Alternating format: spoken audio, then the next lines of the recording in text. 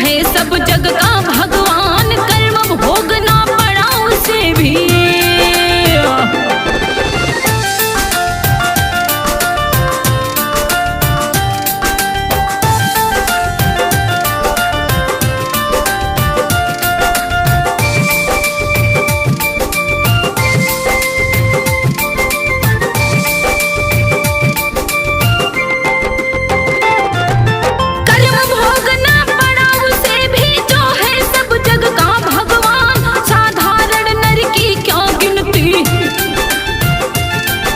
फिर भी नाचे तई इंसान, कर्म भोग है सभी भोगते। यह है बात विदित संसार, इसी बात पर सुनो कहानी। लिखा इसे है राम कुमार, है प्राचीन प्रथा कांवर की। जुग जुग सदियों से विख्यात बात एक है कांवरिया की।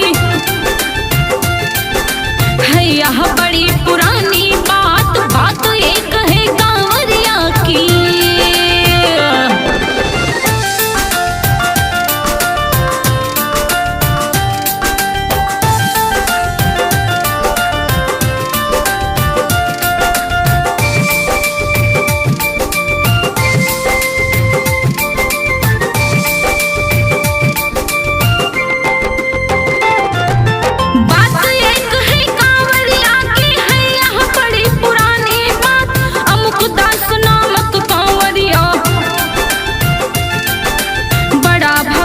शंकर क्यार कांवर ले जाने को उसने, अपने मन में किया विचार, कांवर लेकर चला कंवरिया।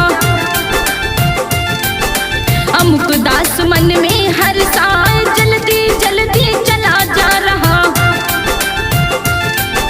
लोधेश्वर का ध्यान लगाए, चलते चलते शाम हो गई। सूरज छिपा हुआ अंधियार, चलते चलते शाम हो गई।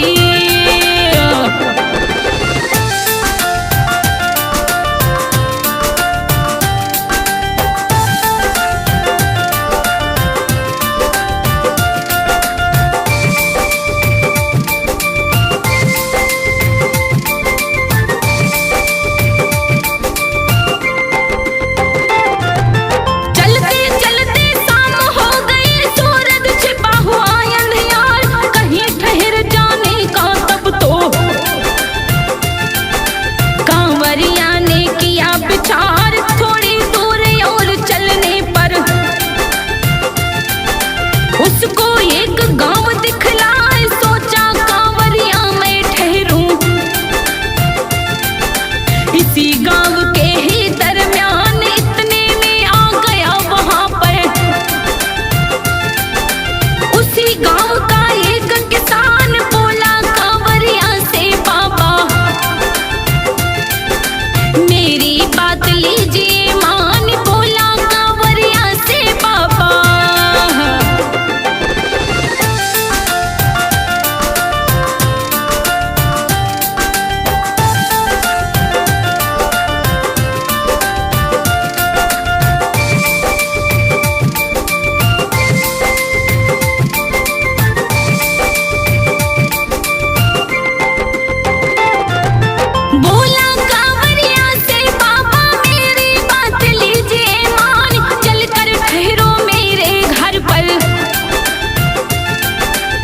नायाब सुबह प्रस्थान गया कंवरिया उस किसान घर।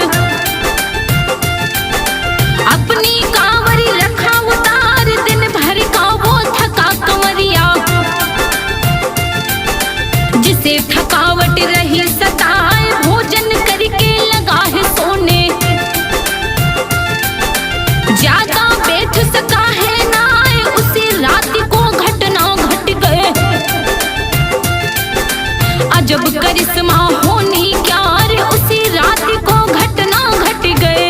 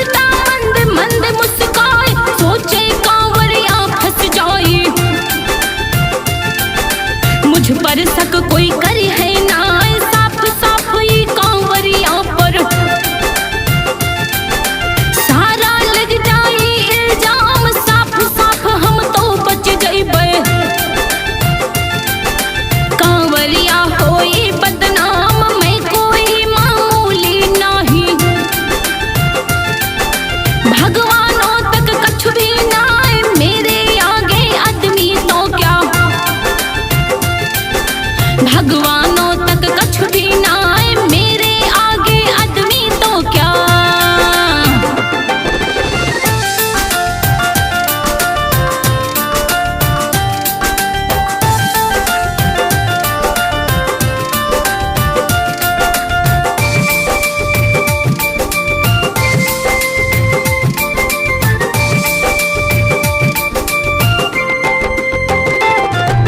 मेरे आगे आदमी तो क्या, भगवानों तक कछु भी ना आए इस करतब में रात बीत गए। बजने लगे सुबह के 4 अंधपाला बस थोड़ा रह गया। तब कुलदा ने किया विचार रात बीतने वाली है अब, फौरन लूं बासी मैं खाए तब फिर रोना शुरू करूंगी। दूं पत्नी का फर्ज निभाए खाना अगर नहीं खाऊंगी तो दिन भर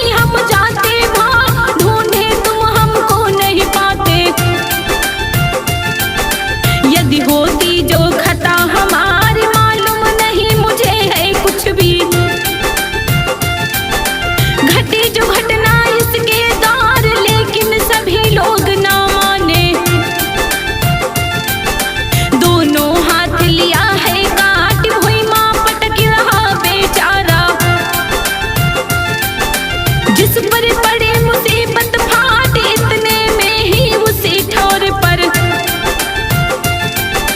बाबा एक पहुंचाया इतने में ही उसी ठौर पर।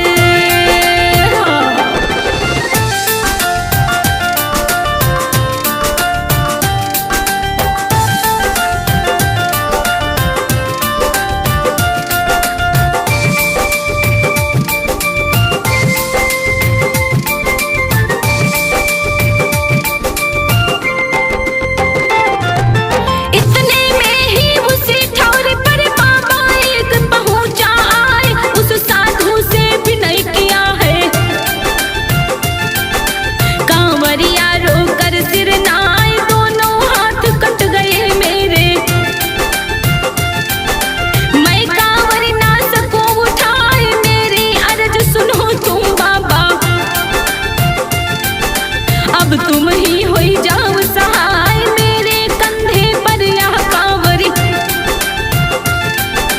रस्सी में दी जाए बंधवाए किसी तरह मैं जैसे तैसे दूंगा मैं कांवरी पहुंचाए किसी तरह मैं जैसे तैसे।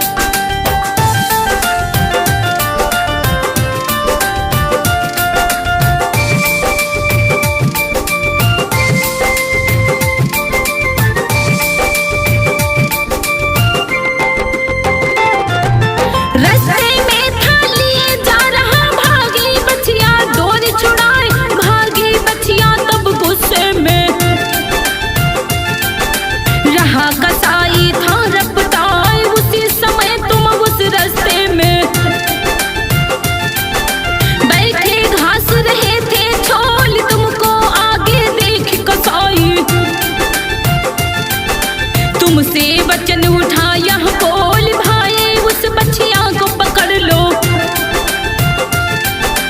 आगे से तुम लीजिएगा से मुझको खूब हैरान कर दिया।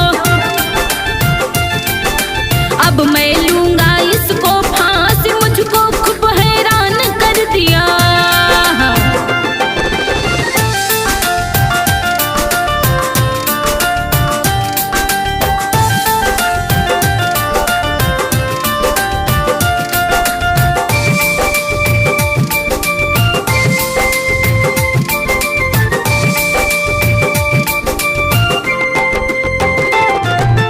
मुझको खूब हैरान कर दिया, अब मैं लूंगा इसको फांस। तुमने फौरन आगे जाकर पकड़ लिया बच्चिया की डोर, दोनों हाथों से बच्चिया की सींग पकड़ कर दिया मरोड़। इतने में आ गया कसाई, फौरन बाका दिया चलाए, कट कर मुड़ गिरा धरती पर। बेचारी नासक चिल्लाए, वही कसाई पति था उसका। बच्चिया थी वह उसकी नार, वही कसाई पति था उसका।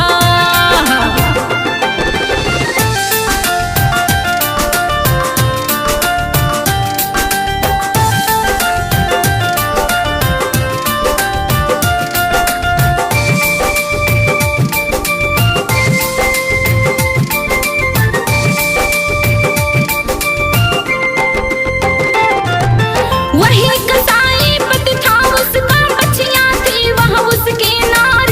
बदला पूर्व जन्म का लेना, अपने पति का शीश उतार, दोनों हाथों से बच्चिया को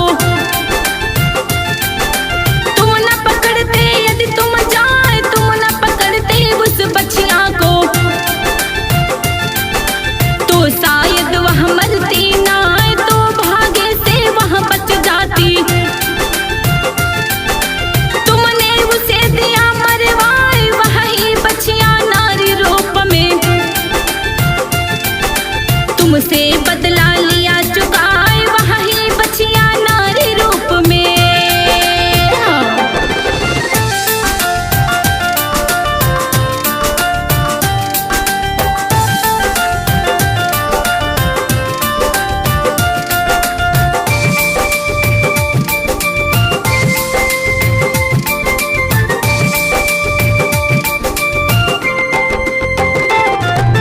वही बच्चिया नारी रूप में तुमसे बदला लिया चुकाए, दोनों हाथ तुम्हारे उसने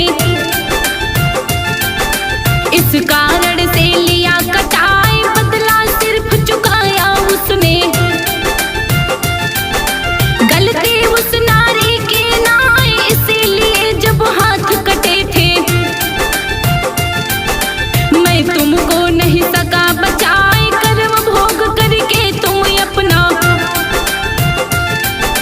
छुट्टी आज गए तुम पाए। सच्ची भक्ति किया तुम मेरी, मुझसे अब मांगो वरदान। सच्ची भक्ति किया तुम मेरी।